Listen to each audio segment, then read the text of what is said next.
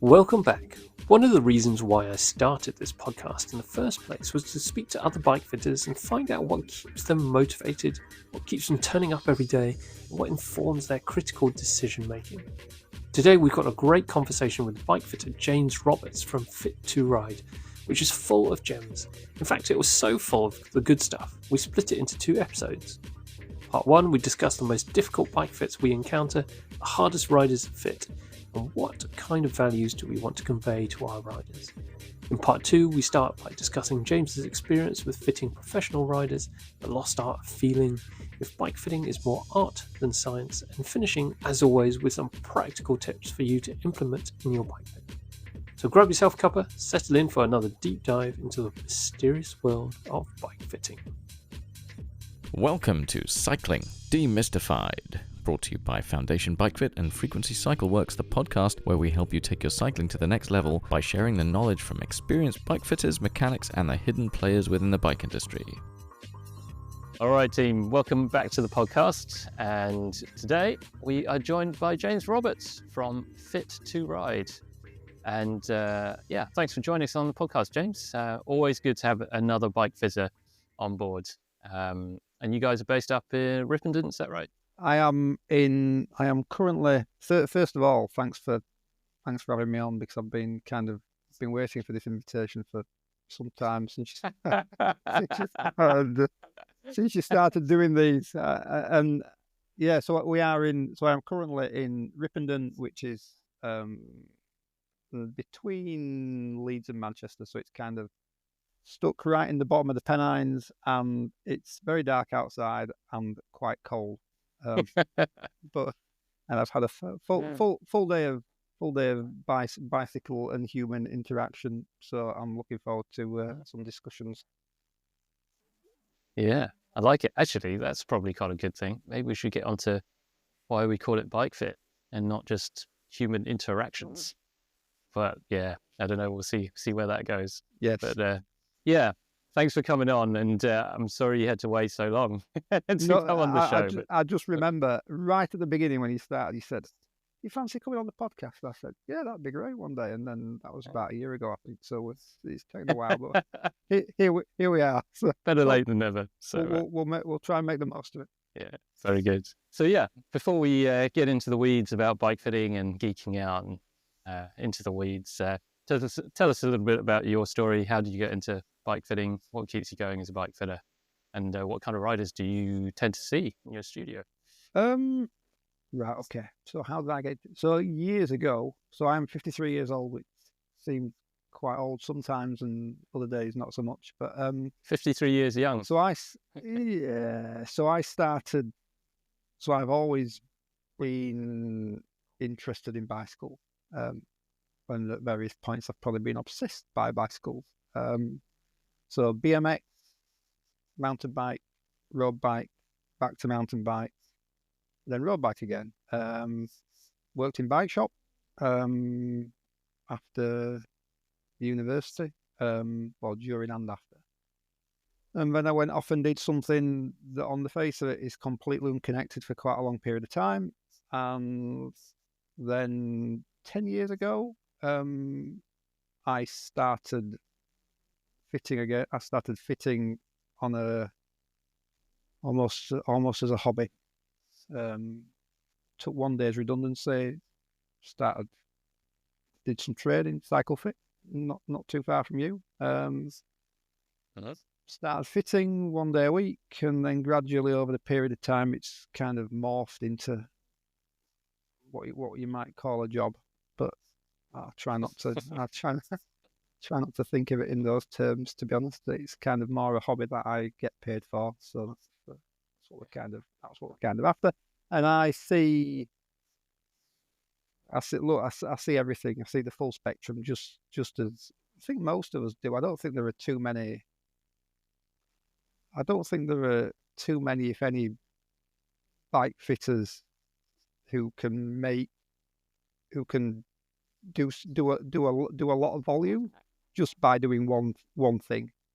I can think my acquaintance, Mr. Matthew Bottrell, is probably the closest to that in the sense that he, TT try.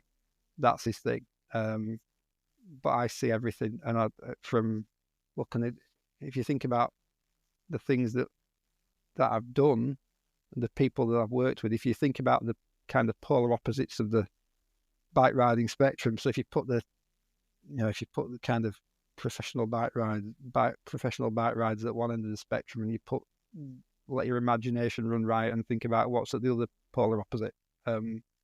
I see everything from the extremes right through to the middle ground. And to be honest, that's what I enjoy. And I think some days I enjoy race bikes, some days I enjoy problem solving, some days I enjoy, weekend warriors, mammals, people doing ultra distance stuff, bikepacking, mountain biking, e-bikes even. And that's what keeps it interesting, because I think anything where you do the same thing exactly, that same narrow band day after day, that will probably become less stimulating and less rewarding over a period of time. Yeah. What's the most interesting fit you've had then, or interesting bike? Or like today was a pretty typical day for you. This morning was a female rider who does ultra distance type stuff on road, and maybe she's going to do a bit more mountain biking, kind of long distance stuff. But had a bike fit, was okay. There was nothing too alarming, no specific issues. But you kind of get into it, and then you kind of dig a little bit, and you find, well, there's this and there's this, and you kind of, and in the end, nothing on that bike. The saddle position on the bike didn't move. The saddle didn't change. The saddle position didn't change. But there was a lot of change around that in terms of crank length, 3mm stack, some different handlebars, and those are the interesting ones where you kind of change. Your space doesn't really change, but you change the peripheral bits, and all of a sudden everything's different. So I think that was interesting, but they all are. And I think the thing that makes it interesting is the people, and getting to know the people, and getting to understand the people. And I think there are some. So I know when you sent me that list of questions, potential questions, Chris, I think you said, I think there were two next to each other. That one said, what's the best customer, and the next one was, what's the hardest / worst, or worst probably not, but what's the hardest customer? And those two people are probably the same person in my head, because I like the ones that I enjoy are the ones that have got problems. The people who can't ride, like literally cannot ride. And I saw, I've certainly seen a couple this year who hadn't been out to ride for different reasons for a period of time, like months. And you get them back on the bike. And that's massively rewarding. But it's not easy, because if it was easy, it would have already been done, probably. And I think the ones, the kind of, I've got a couple. Certainly got one, a guy who's been a professional bike rider in the truest sense, in the sense that he's actually been paid at various points. And he's had iliac artery impingement. But no surgery, and made a big difference there over a period of time, like months, and that's rewarded. And I think it's the people that make the job. It's not the bike. It's the problem solving and the kind of relationships and the communication of the people, and that's what I enjoy about going to work. Because you'll know, if you spend, if you're kind of stuck in a room with someone for 3 or 4 hours, you kind of, it's not I can't think of too many other jobs where you kind of have where you meet someone and you've kind of got you've got a common link in the sense that the bike's the link, but everyone's different. And over the course of that period of time, when it's just you and someone else, you really learn a lot about, not just about them as bike riders, but them as people. And I think that's I really enjoy that aspect. That's what I think you must find that. Oh yeah, all the time. I think we talked a little bit before we started recording about just the hardest kind of fits that we do are sometimes when we have to convey some disappointing information or maybe some unexpected information, and it's how you communicate that and how you frame it and how you package that in a way that either a rider can understand, it feels relevant, and it's specific, and it's still beneficial to them, because at the end of the day, as you said, our job is to help people, and that's why we find it really rewarding when we find solutions and we're able to get them to where they want to be. But sometimes, I guess, just as we were talking about parenting earlier as well, sometimes, you can't be the nice guy all the time. You've got to get the tough love needs giving out sometimes. But I think it's fascinating the way that people, because everyone and I think you must look. I think everyone, a lot of people, when people come through the door, people have different expectations of what it's going to be like, because some of them have spent a long time watching YouTube or reading the internet or reading books or trying to fix it themselves, and some people have done none of that, and it's always that kind of, they come in and it's like, well, I think what I always try to do is educate. I suspect you do the same thing, but I think of it as, look, it's 50% immediate result. Like, this is your bike. We're going to move some things about and do some stuff, and 50% of it is the education and the understanding. Because if you don't deliver, and it sounds, because when I say it like that, it probably sounds a bit dry. Yeah, I'll reframe that.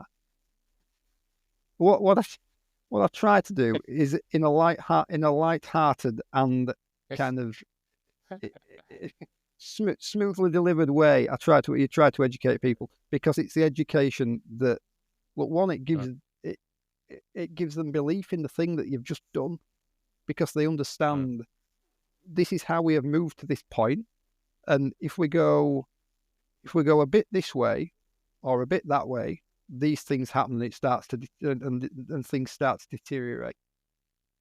Whereas, and again, what I do see is people who come in who've had previous fit and they've got printouts. So this is my previous fit, and it's like some numbers on a sheet of paper, and you say, well, how did? The number, the angle or whatever, but they don't know how they've got there. And I think you can't, if you think about, and this sounds like this does sound like a cop out. I think the idea that, and you may agree, I don't know, but I think the idea that someone that you can meet, a complete stranger, at 9 a.m. with their bicycle, and then by 12:30, you have kind of carved out this millimeter perfect box, seat contact, shoe selection, crank lengths, everything, and you've kind of, and it's perfect, and that's right. That's you for life. Off you go, trot on, because it's just not, and I think it's not possible. And I think without people don't understand how it should feel, and the things that those kind of neurological signals that they are getting, and how to interpret those. If people don't understand that, then it makes it very, very difficult to refine over a period of time, because everything that you do has to be tested. And you're very lucky because you've got a nice little track people can whiz around. But every Got the penalties. yeah, well, yeah, but you can't just, not easy. No, not like house. It's like a loop. But you can't. But everything has to be tested, and over a period of time and across a range of conditions, because otherwise, and you can't simulate duration. So the idea that, and I think if I kind of have an issue with the way that what we do, well, maybe not what we do, but if I have an issue with the way that bike fit is kind of packaged and presented by some parts of the industry, it's that the idea, that they use, and if we go back to, and again, we're going back in time a little bit, but, words like precision and accurate and, 0.5 of a millimeter, and it doesn't, I don't think it doesn't work, in my opinion. I don't, because it's about movement, and it's about neurology, and it's about sensation, and it's about and it's about finding taking all those little ingredients and mixing them up and finding something that works for the individual. And there is a well-known bike fit studio in London that that certainly used to kind of peddle the line of, fitting is a process, not an event. And that sounds like an advertising slogan, because it was an advertising slogan, but it is correct. And I think that's the thing that try to get across. And but without the understanding, you can't advance it, which brings us on to those. If you think about the serial bike fit customer, who people who hop from, like, 5 fits, 10 fits, different people, because every time you go somewhere, you start again. Because in the end, it's not, if you listen to me and we spend 3 hours together, and you can relate to what I say, and it makes sense to you, and you feel that the communication and the relationship is good, then let's stick with it. If you leave here and it's not resonated, and the bloke who you saw 6 months ago or a year ago resonated more, then go back there. But the process of with no continuity, you don't make progress, I don't think, or it makes it harder to make progress, or it becomes a game of chance, because every time you walk through a door, you start from scratch. Yeah. Well, one of the things that I tend to say to people who I know have been to multiple fits, or they're inquiring, so, I've been with multiple fitters, what are you going to do that's going to be different? And usually the question back to them is like, well, have you gone back to your old fitter? And, if you're not satisfied with the results, have you had a conversation with them and explored even more, where things could be better? Where could you make other changes? And more often than not, they'll say, oh no, I just didn't get the results, so I'm going to go somewhere else. Yeah. And obviously some of that is down to the fitter to communicate the idea or the concept and the process, that bike fitting is probably more like coaching. Yeah, you can't just go and run a marathon tomorrow. You have to put the work in. But it's also, you say it's like coaching, but if you think about, if you've got a cycling coach or you've got a strength coach, imagine changing your coach every 3 months. Yeah. Because even in the era of, Whoop and Garmin and body battery and power meter and WKO5 and all that. Even it takes time to build understanding. And just as if you swapped your cycling coach every 3 months or 6 months, you probably wouldn't get very far, or you might do, but it would be by chance. Yeah. I think the fitting thing, that, and it's the relationship that's important, because in the end, they're a very, how you've got five, you've kind of got your box on the bike, you've got, you've probably got 5 spaces that you can adjust, and you can change your contact points. Yeah. It's we're not working on something that has 6,000 moving parts. The variables are limited. So what takes you to the best result, or the optimal result, because there's a difference between optimal and perfect, as we well know, it is the understanding and the communication. Yeah. And I think that's where that education part you were talking about becomes a really critical part of the bike fit, the bike fit experience. Because really, that's what people are after. They're after knowledge. They want to know.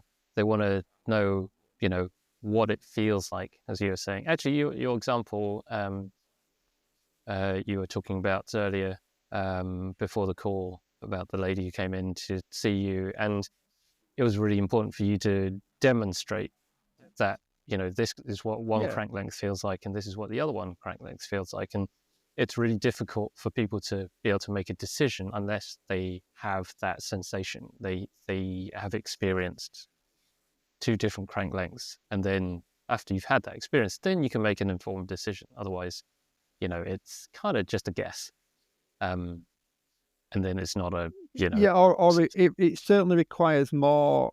It requires much more trust. Yeah. And it's like blind trust, because you've just met this guy or girl, and they're telling you that you need to go and spend X on this component, and it's like, well, so you've got to have you've got to have faith. Look, the thing that if you ask me what I sell, what are you selling? What's your commodity? Well, my kind of commodities are trust and communication, and kind of those, and care, actual investment, in you. Those are the those that I sell. I think those are probably the things that you sell. We're not selling technology. We're not selling. Those are the things that we regard as important. It's not to say that, because there is a spectrum of kind of technique and methodology and things that people regard as important, but those are the things that we're selling. Yeah, absolutely. Some people understand that from the get-go, and some people only find that when they start to enter the process. I think if anyone who works with me and who then refers other people, will those other people turn up, and they probably know that I am not, that what I do is not based around numbers. Yeah. But equally, some people turn up and they have no idea what you're going to do. And I think it's kind of, you start from scratch. It's that process of building that the trust and the communication, and the thing that always boggles me is that when people is that when I get emails afterwards, or reviews afterwards, or text messages afterwards, and said that was nothing, that was absolutely a million miles away from what I thought it was going to be. It's like just not. It was nowhere close, not even in the same universe to what I was expecting. But it's done this, and that's the stuff where you think, that those are the ones that make you feel good, because you think, I've hit that one on the head, Yeah, you've really made a change. And I think going back to what I was going to ask you earlier about, like, the trickiest riders to fit, but I think for me, quite often the hardest riders are those who, I guess, they just want to be told what to do. They say, you're the expert, you tell me where I should be. And it's like handing over the responsibility to kind of me. But I can't take responsibility for your body. You have to do the work. You have to push the pedals on the bike. You have to, ride it and experience. And in many ways, I feel like even just like the act of bike riding. Like personally, I ride a bike because it is uncomfortable. It is kind of hard. You are exposed to the elements. There's rain, there's wind, it's cold. I have to put work in, and that's very much far away I'm from wearing a my got a woolly hat on. day-to-day life where I can sit in my warm, cozy room and talk on a podcast. And so I think people kind of, yeah. I've got the heating cranked up tonight, so very much in the comfort zone. Yeah. But yeah, people come in and I guess they just want to buy the solution straight away. They're just like, okay, you're the guy, you know about bike fitting, just make it happen. And I don't think you tend to go into a coaching relationship like that. If you hire a coach, if you don't do the work, then you're not going to get the results. And I think this is the tricky boundary where bike fit tends to lie. You said, 50% of it is, we're absolutely going to make you better by the end of the session because I can move some things around on the bike. But there is very much a limitation to what I can do. There's, I don't know, 10 major variables on a bike, which I can just move. But there's also a limitation to how much I can move that as well. And you've got to, like, the person's got to, you're the engine. You got to push on the pedals. You got to hold the posture. You got to make it happen. You got to make magic happen. So yeah. And I think when you said to me the hardest customers, so anyone who's listening to this who's been to see me will know that I ask a lot of questions. So there's a difference between. So when you say the hardest customer to work with, I can think of lots of ones where the problem is tricky, and it's not an easy problem to solve. But the rider is responsive, and so that's difficult and tricky and thought provoking, but the rider's engaged. The ones that are hard in a different way are people who aren't engaged. And I think something you said there, people want to buy a solution. They want to come in, and it's like those ceramic speed jockey wheels that are like 450 quid that give you 2 watts. It's like, I want to buy that. It's just want to buy a solution. It's just the modern. I think there are two things. It's like that's the modern condition, because we can buy things like get it bike fit off Amazon. Like, here we go, bosh, perfect. And I think that's not uncommon. I don't think, and I think that's where you get to the serial bike fit customer, because there are definitely people who try to buy the solution to the problem, and you get one shot. Come and see you, and if you don't make it happen in the space of 3 hours, they'll go somewhere else because they just want to buy the solution. And I think the second part of it is there are definitely people, and this isn't a bloody criticism of people who I see, or people who you see, or people who ride bike, but there are definitely people who are less aware of what the body's doing. They don't feel things, they're kind of neurologically less sensitive. And I think that makes it hard to get the detail. And I think if there's ever a day when I think, God, I wish I had all the technological toys that tell me what the knee angle is and the pressure mapping and it's those, because those are the ones that are tricky in a different way. And I think the reality is that me and you, we could probably conduct a fit in silence over 3 hours and still get without speaking at all. And I think I could get 90%, maybe 95% of the way of the distance from A to B. But the 5% is the magic, and that's difficult if people are less aware or less interested or less engaged. And I think some of that is just individual variant. But I had a client who was a sports doctor, so he worked for some high profile.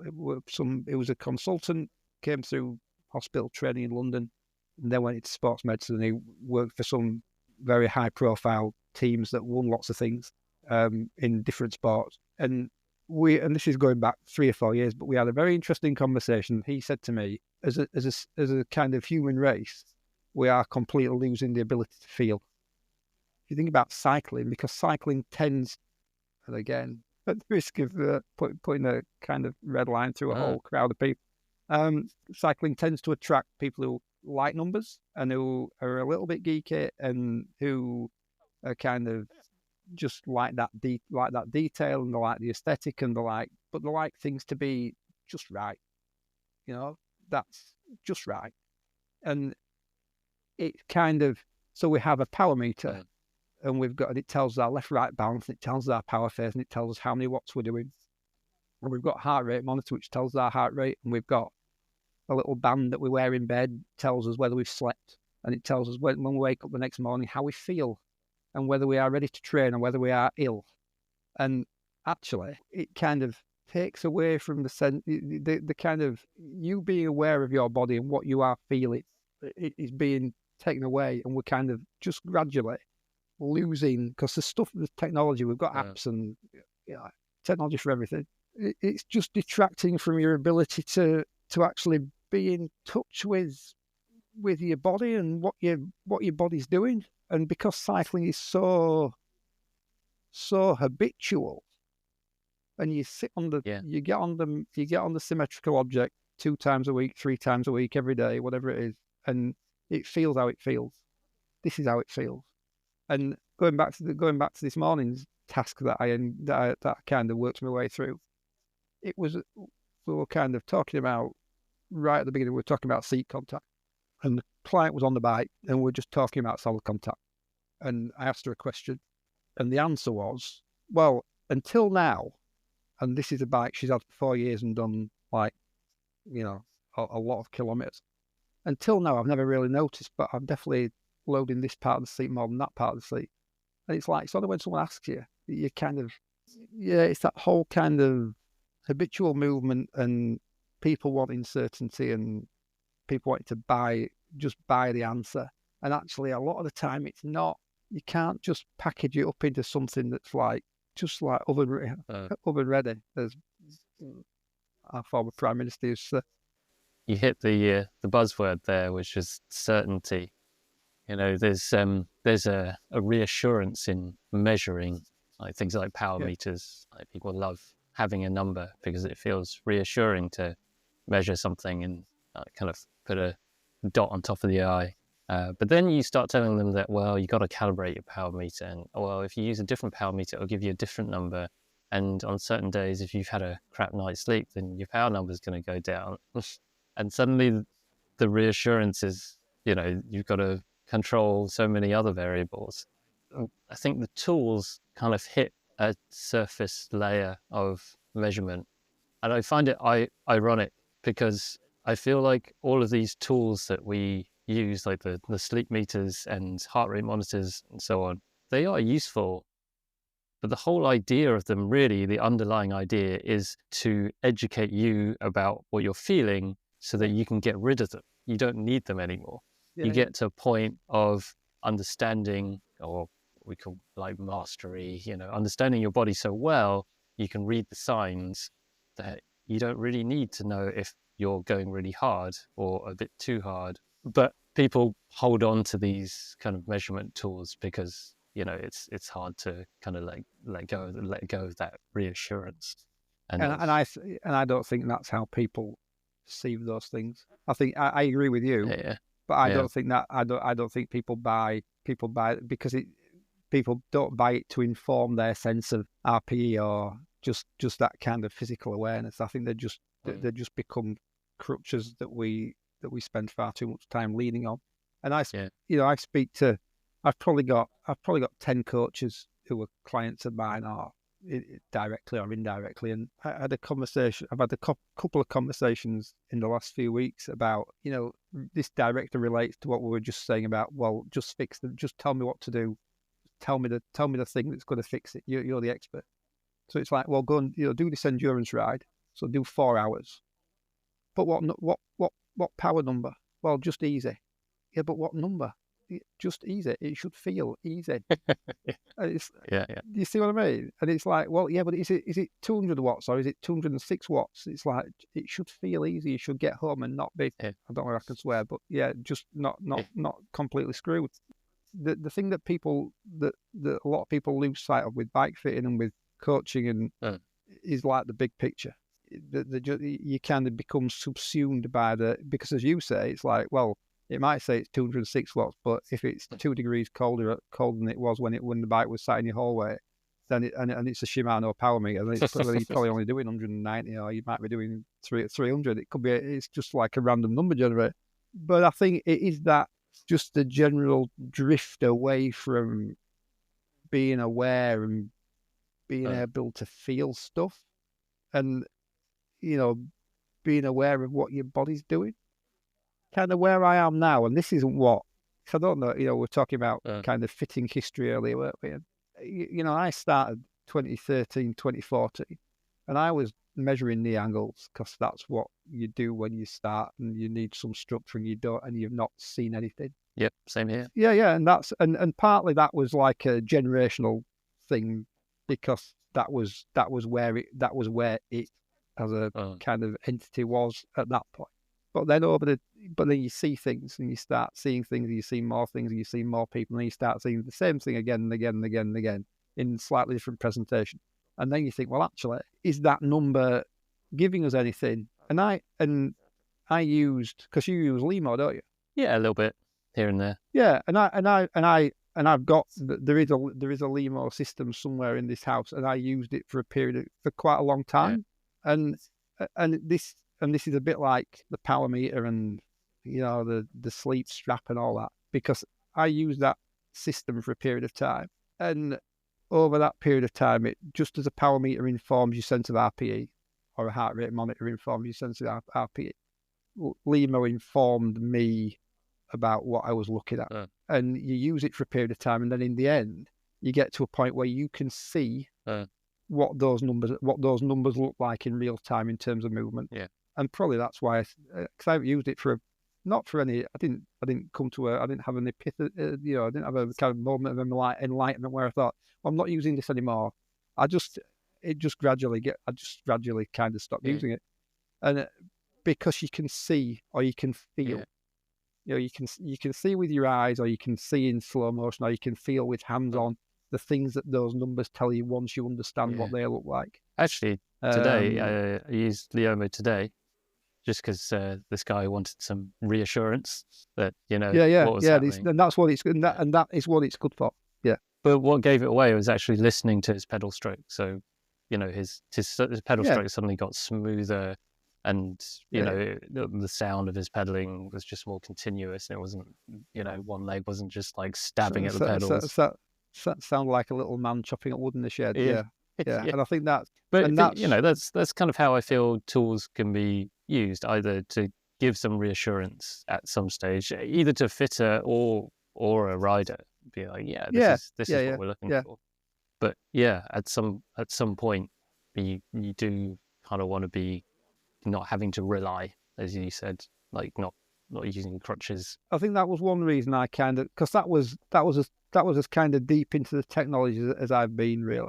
I used to use conveyor, video capture. You can draw angle, you can measure the angle and all that jazz on there. And I used to use that, and then I had Limo, and I think the other reason that I stopped all that was because I found it too distracting.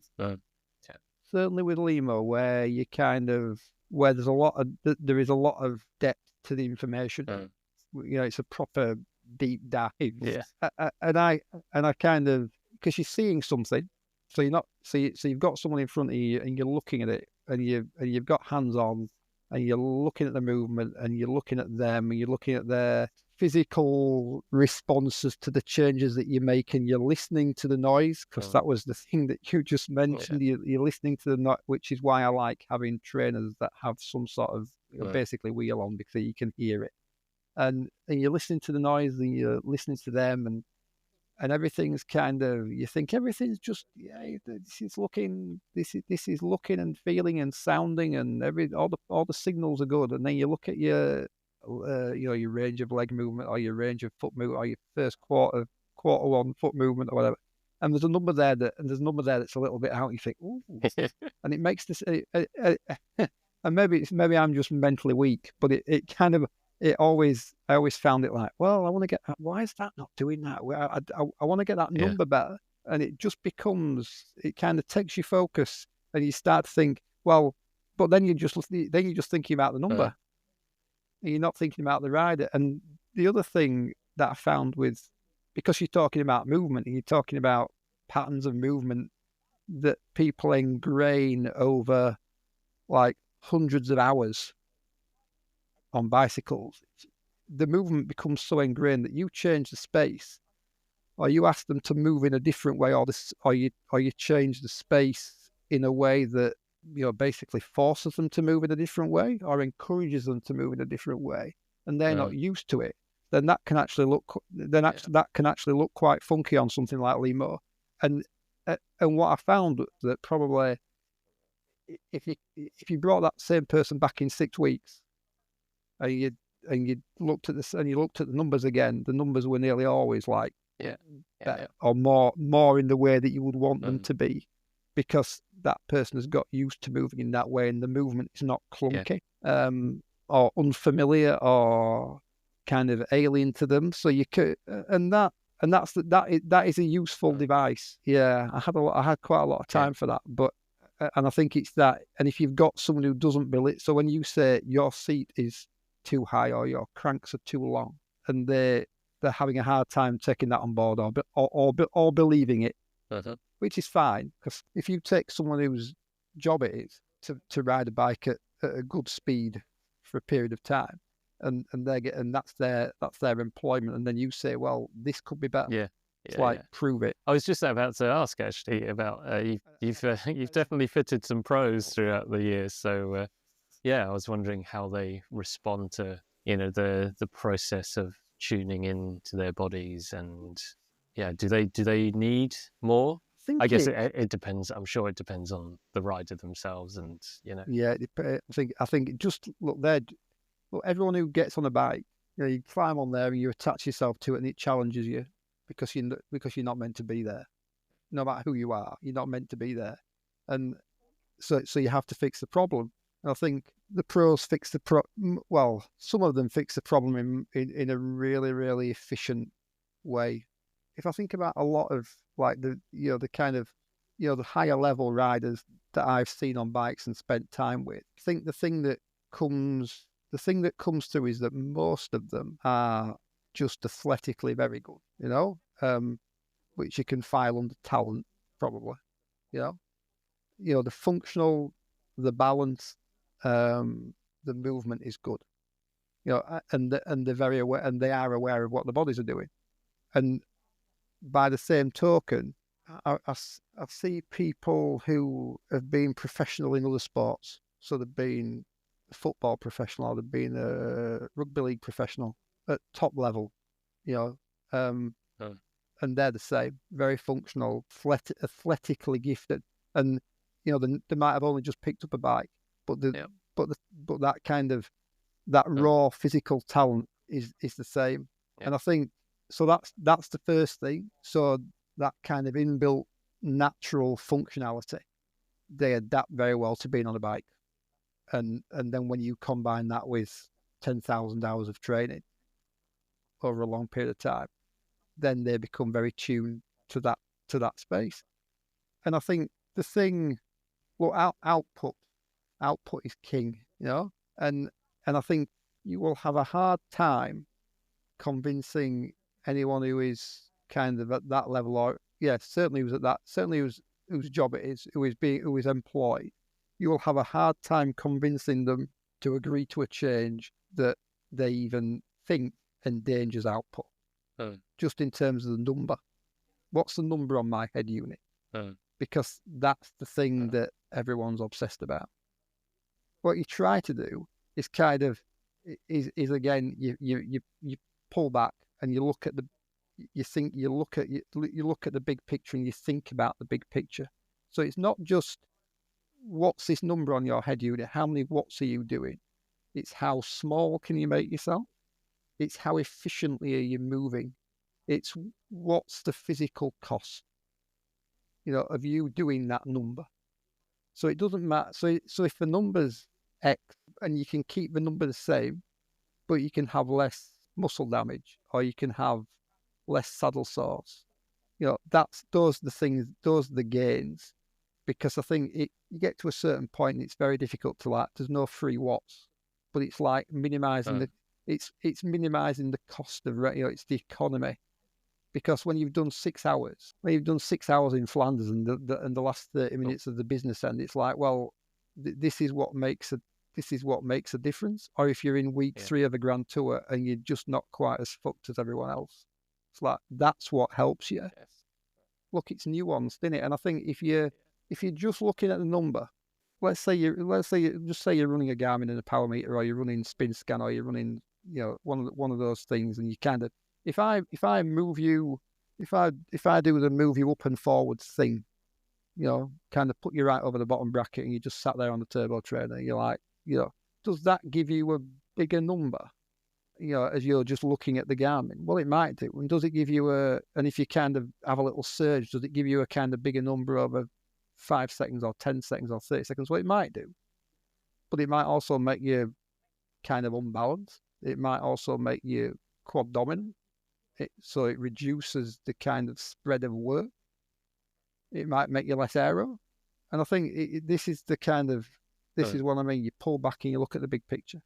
And you kind of you try and consider all those things, but in the end, you can't look. And I don't think, and to be honest, I don't really care whether you're a professional bike rider or whether you just ride on Sundays. I learned quite a long time ago that you can't be too prescriptive. I am not going to argue. Once we get you in that box, into that space that makes sense, because everything's about a range, and every range has an edge, an upper limit and a lower limit. But once you're in that box, and that box is quite small, then we know, and you are moving, you're moving well, and you're not suffering. And when you test it over a period of days and weeks and months, and you accrue time, you're not suffering consequences from being in that position. I'm not going to argue the toss about whether you want to be 2 millimeters higher or 2 millimeters lower, because we know you're in the spot that's it's about function. And my definition of function is always, can you do the thing, or use the shoe, or sit on the seat, or use the pedal system without getting a consequence? Because if you're using it free of consequence, then that's pretty much a. But yeah, big picture and collaboration, because you can't prescribe, or I don't think you can prescribe. Thanks for making it to the end of the first part of this 2-part conversation with James Roberts from Fit2Ride. Tune in on Wednesday for the second part, where we get into pro rider positions and the lost art of feeling. Alright, see you then. Suffering from numb hands, tingling toes, and any other persistent discomforts when you ride? These are all signs that your bike fit could be improved. If you're bike fit curious, get in touch with Way or Matt by emailing info@foundation.fit or finding them on Instagram @FDN_bikefit. Finally, for all your bike servicing needs, custom dream bike or hand-built wheels, go to www.frequencycycleworks.com or find me on Instagram @frequencycycleworks. Until next time, keep on spinning.